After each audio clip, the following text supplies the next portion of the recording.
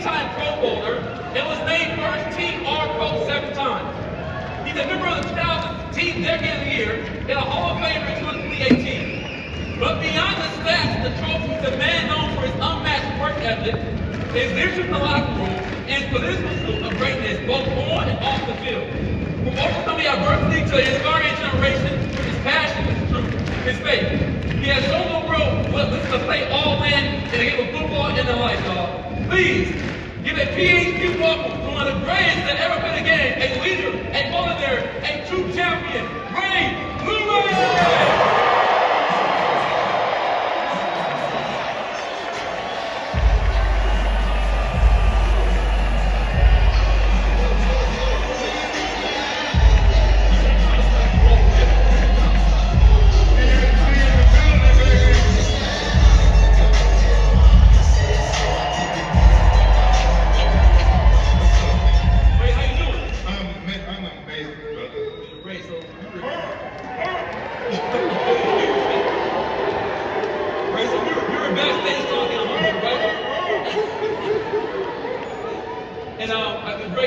I'm a true fan. I'm a true Ray Lewis fan, man. We're talking backstage, and little fun fact: who's ever played Madden football before? Madden football.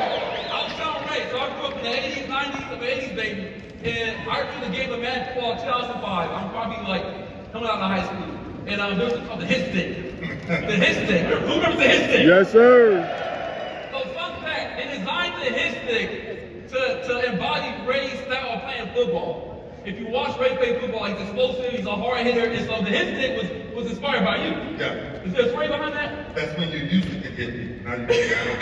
The game has changed. Yeah. On the road, man. The game has changed. Just put on flags. Put on some flags. Oh, it's a different game. It's a different game. John Madden was, I got a phone call one day, and I just got through working out. And this is how you know God is amazing and He's real. Because He will deliver something to you before you ever thought about what it is. Right? Now this is when I came out and things was fluctuating up and down because everybody here done found themselves in a tough situation. Yes. Right? So I'm coming through the situation and I'm like, man, I can't believe this. Like I just can't believe I'm going through this, Lord. Like you gotta bless me. Show me how to get through this. Man, John Madden called. He said, Ray Lewis, I want to make you the first defensive player ever to go on my cover of Madden. Now, this is the same kid without a scholarship to college.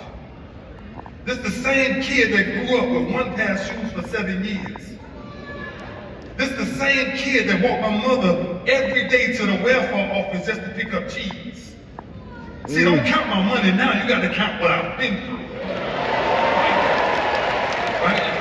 A lot of times we go, and I'm like, look, I got to be who I am, right? But bro, it's time to shift. God says that, listen, the kingdom says, He says, the only thing He says is, seek ye first the kingdom, and everything else will come with it. And we have been tricked to do the opposite. We've been lured to do the opposite. We'll report to the boss faster than we'll fall on our knees. You'll set your alarm clock to make sure that you wake up, but you can't piss boss off. But you won't set a time because it's too early to get up and talk to God. Somebody got to tell the truth sooner or later. Right, bro? We in a situation, we in a whole nother mindset of what we're allowing our kids to see. Are you freaking kidding me? I ain't calling my kids Jen this and Jen that. That's my baby right there. Right? And now we've switched it, bro, because now the love, the faith that I grew up under is what brought me through everything that was hard. I knew that the day would be better. I didn't know when, but I knew it would be better because of my faith, because of my mom looking at me. You know, guys, I grew up confused. So I understand what kids are dealing with when it comes to mental health. And that's why I do what I do with my foundation, because I couldn't understand it. I couldn't understand why a man would just hit my mom in the face just because he feel like it. So at 10 years old, I took a deck of cards, and I wanted to be stronger. I wasn't strong enough to fight it. I was a skinny 135-pound kid. And bro, the way I see life from that moment at 10, I just turned 50. Let me tell you something, nothing in my life changed. I'm gonna get up and honor God every day of my life. I'm gonna study His Word every day of my life. I'm gonna find somebody to bless in our communities. I'm gonna tell somebody the truth. Your character is actually who you are by yourself. So you can fool who you want to fool. But God said, I know all things that happen behind closed doors. All right. No, we gotta have a real conversation. Because see, we stuck right now. Right? We telling men that it ain't all right to be a man. A man's supposed to be all right. You can't tell my child you can choose what you want to be. God already declared what you are.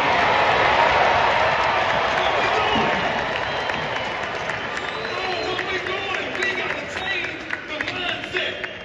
When the devil wants to disturb your family, he puts discouragement in your soul. Because if he can discourage you, he can mix up enough emotions where you'll stop fighting instantly. And the only reason, this is the facts of facts. I get it. We all got a phone. I get it. We have to use it. But I got to ask you a question. What will you do with time? What will you do with time?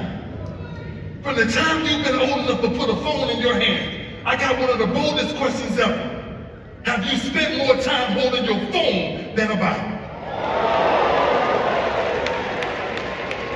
We're trying to please the wrong crowd. He said that you will know my children by the fruit that they bear. That means we got a lot of work to do. Let me go sit down for a second.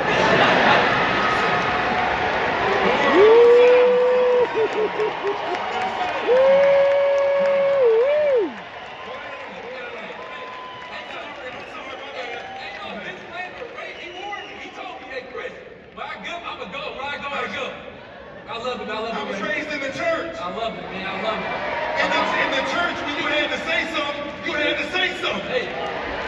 And God told me to tell all of you.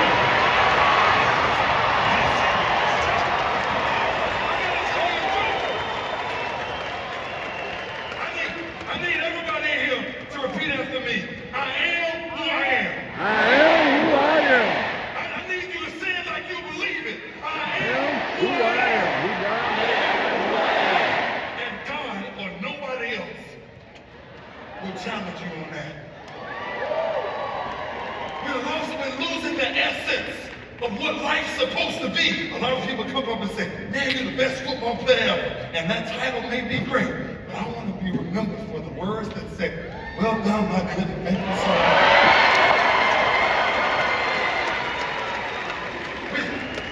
We've changed how we love our kids.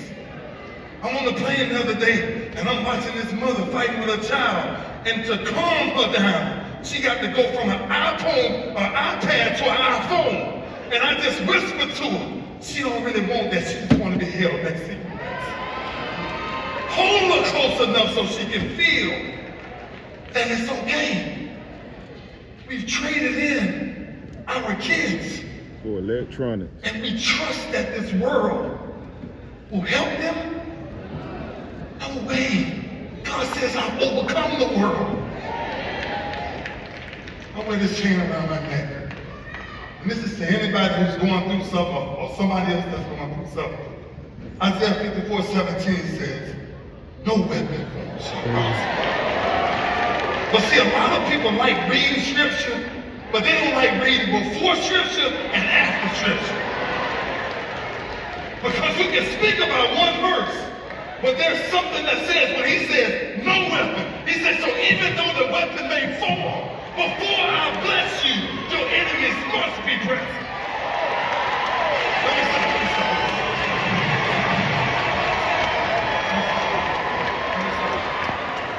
Okay, I'm sorry. To give you some background on who's in the room right now, right? So we're at FMO, we're a financial marketing organization. And I was telling you backstage, the average agent, right, is a 61-year-old Caucasian male. So it's filled with a bunch of ragtag entrepreneurs, millennials, Gen Z, minorities, women.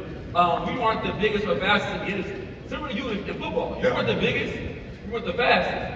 What did you do to dominate like that, not being the most talented, fastest, or biggest, but put in the dark that shows in the light? Greatest ingredient in life to win every race is never compete against nobody else. Don't ever compete against nobody else. What do you mean by that? You only compete against yourself. Okay. Wait. When you compete on the highest stage, man, you can't tell me Jerome Bettis, you working with Jerome Bettis. Jerome Bettis, I love to death. But he was irrelevant in where I'm trying to go. Yeah, like don't take this personal. I knew in a soft sport now. I knew somebody was gonna catch that. Don't talk about it. Stay with me for a minute, and I'll be right back to you. I never worried about how fast you are, how more athletic you are, you may be than me. I wanted to test your heart. I wanted to see what are you willing to die for the moment. And every play was a moment. Every play, bruh. Man, I can't go too heavy today, boy, because my heart hurting. This is a father talking to fathers. Chris, I'm telling you, man, life hard.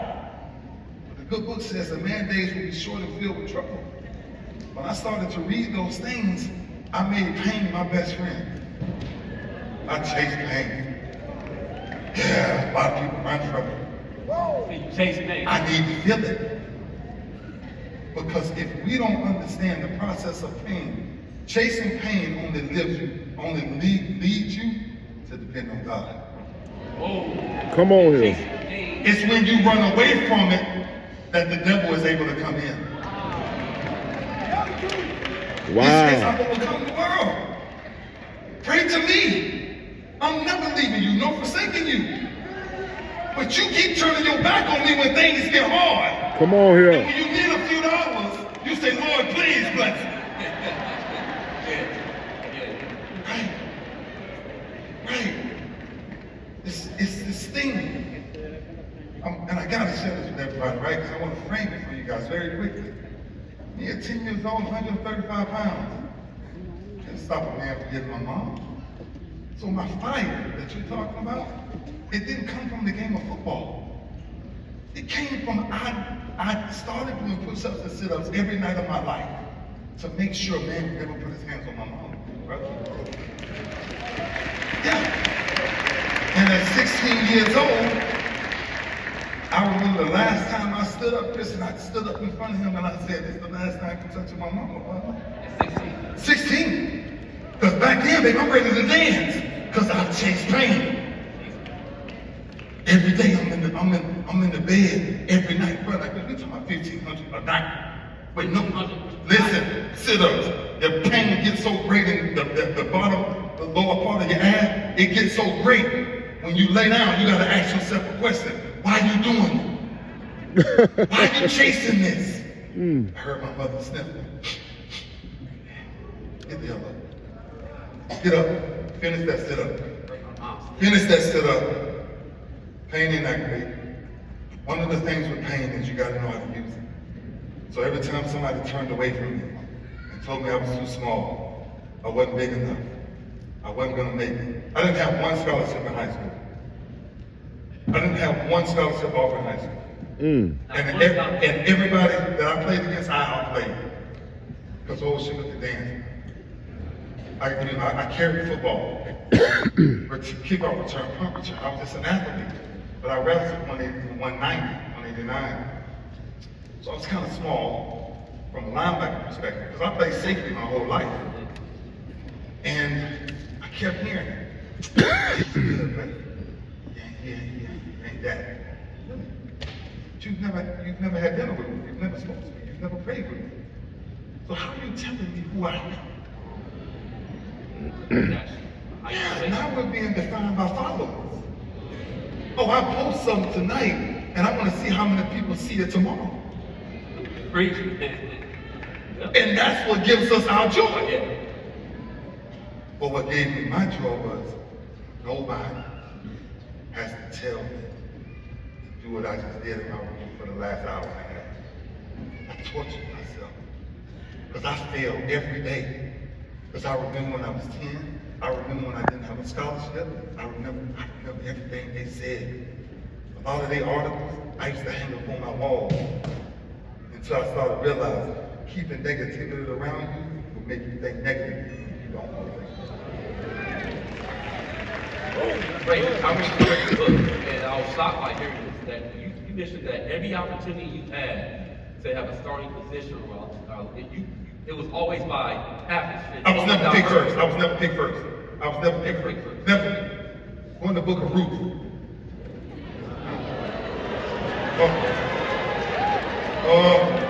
I know I got some church folks in here. I know I got some folks in here. It's something about being beckoned for. See, Ruth was the same young lady that worked in the slave fields. And this is why I want to tell all these women out here, y'all talking about getting boyfriends, you better find a king. See, this is where we're losing the battle. See, y'all looking for somebody to date y'all instead of somebody to take care of you. See, your man, your husband, your boyfriend, he's supposed to put you on his back. Look at you while you're in the midst of all these other short skirts and bikinis and say, I want that one right there. Or see, fully along. Ruth, what happened in her life, I was that chosen one. I was the one working in the fields that nobody paid attention to. I was the one that they gave up on. And God said, can you hear me now? I said, Lord Jesus, what does that mean? There's a message. There's something in each and every one of us in this room tonight. Yes, sir. But the thing is, we're showing up, appreciate the event, but ask God a question. Why am I here right now? Something happened. Every step that you take on this earth is intentional. I wrote this thing the other day. What will you do with time? Chris, I'm coming right back to you. I know this is a cold thing. I'll be right back.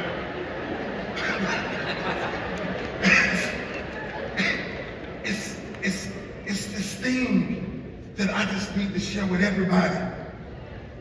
God is calling his children to be the example of what's going on.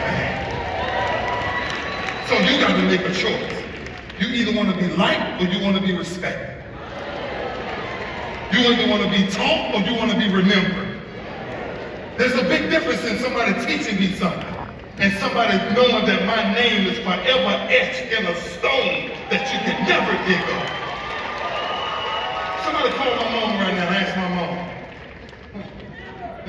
Ask old Buffy. You know, when they told Buffy, your son, there's a King David inside of your belly. I'm finna leave the stage. Y'all ain't heard it. Y'all think it's normal.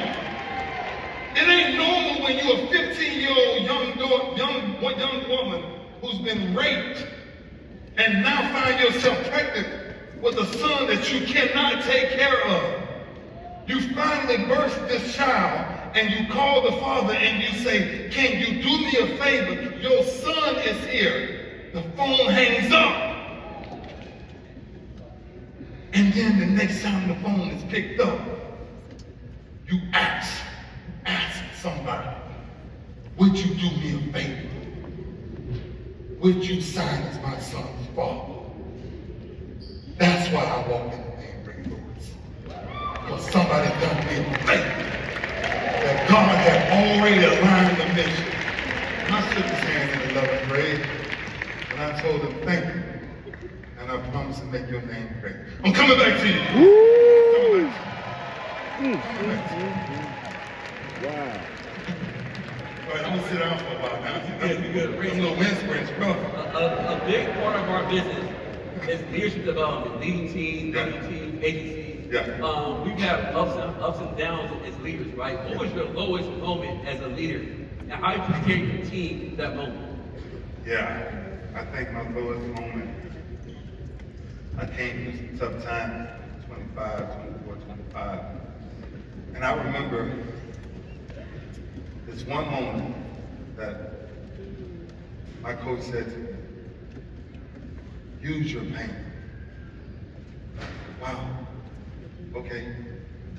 And I remember coming back to the team, and my brothers surprised me, and they came to the house one day and they said, we got you back. I was like, wow. And what I learned from that moment, from being in that locker room, that my job was no longer to be a football player. My job was to be a servant. At 25 years old. This is what At 25 years old, I gave up cursing. I gave up earrings. I gave up clubs. I gave up strip clubs. Everything, bro. Overnight. Done. I'm 50. I ain't been back since. Sean, please. I'm so grown. You know, I didn't know what it meant when you cross your legs like this. That's when you secure.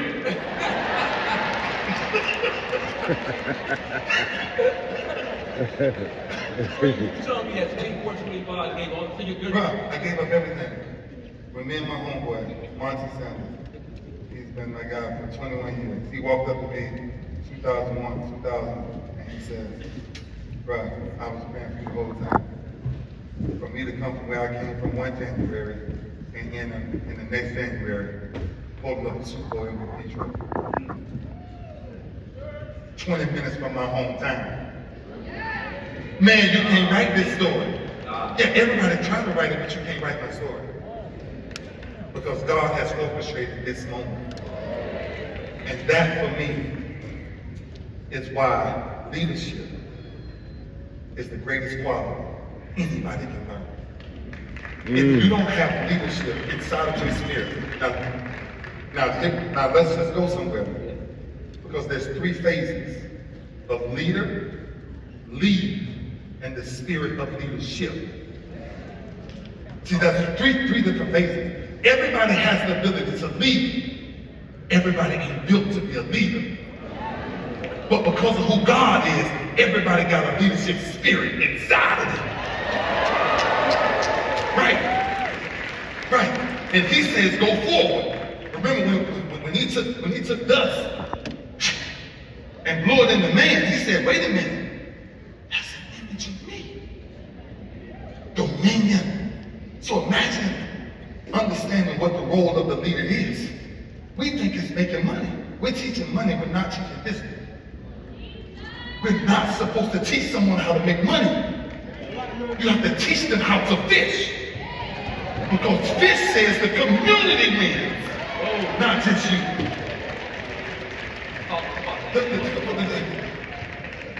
Chris, and this is respectful. The vertical will never be mentioned in heaven. Ever. Some conversation that we have, it'll never be mentioned in heaven. I tell you what will be mentioned in heaven. Lending to the poor is like lending to God himself. Righteous people. I've never said perfect. See, God don't look for the perfect. Come on, man. But he look for the people that's intentional. A lot of people want to be popular. Very few want to be influential. And this is where... What's the difference? Oh, there's a big difference. Popularity can be given to anybody. Influence only are given to the righteous. Wow. And this is the trick to that. Watch this. Because you see somebody may be successful, and you see him with a bunch of money, the devil has that same power.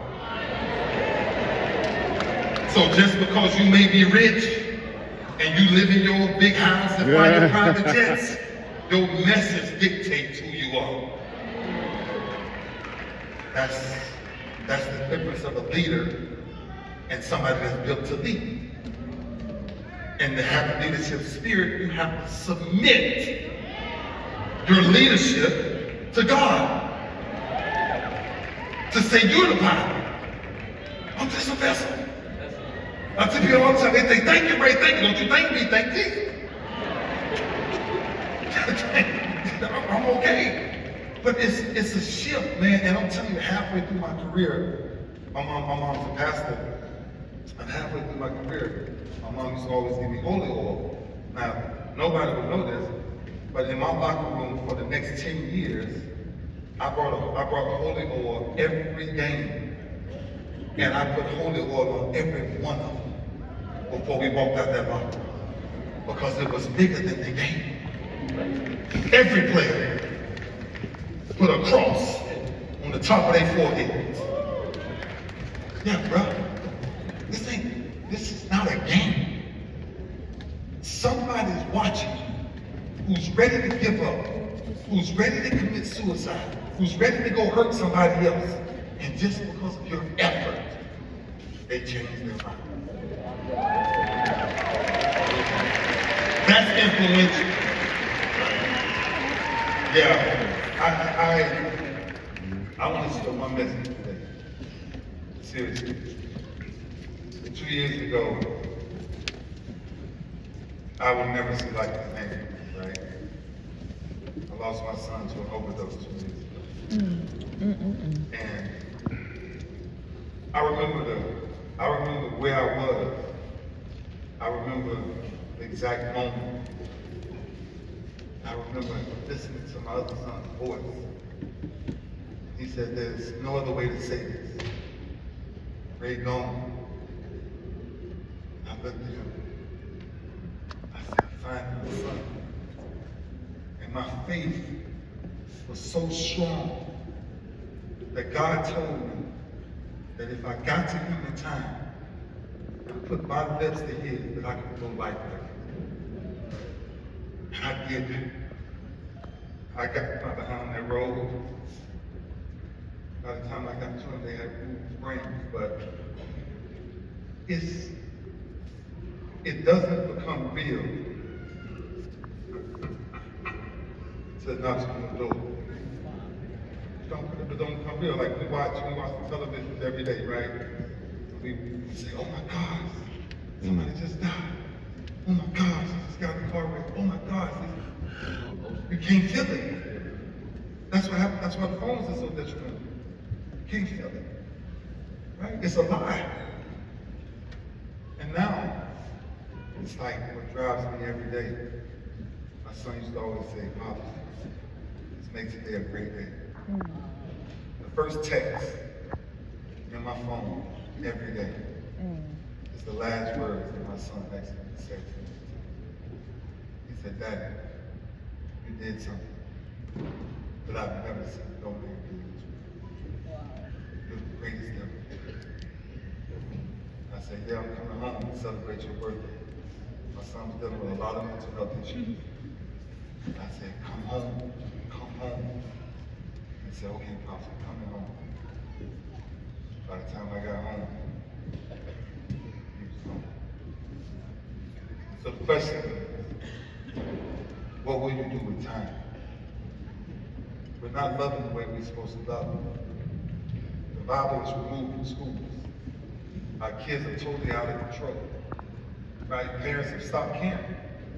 And the ones who do care, good, evil, never takes a break. Neither does good, but good people take a break. The devil never rests. But that's why the good books encourages us when he said, do not get weary. See, that's why I say sometimes we gotta study scripture to understand exactly what scripture is really trying to say. Right? Because good people get weary and they get in their own places. And I got my house, I got my own money, I'm good. Wow. But the problem is next door. You can help it. That ain't my problem. So it's a transition to your first question. It's a transition of what I wanted to give up. Was I wanted to give up the word leader, and I wanted to make sure that I was actually a servant every day. Wow. Yeah. And that's how you lead. Humble. That's how you lead. work hard, we have seasons here, right? Yeah. You were dominant in 2001, MVP. Yeah. Killing it, right? Tell the truth, tell the truth. Tell the truth, right? And then you go 12 years. Yeah. Crushing it, beating people, doing things. 2013. Yeah. You're a little older. Yeah. Got these young guys. That's what they say. That's what they say, right? Be careful how quickly you say it. You're a little old. A little older. We are all a little older every day. Every day, right? How do you stay dominant for those many years? Go back to a Super Bowl. Like, Yeah. what changes? There are missing weeks. We're here for people. We go to base rock for 10, 20 years. If we get older in the business, Yeah.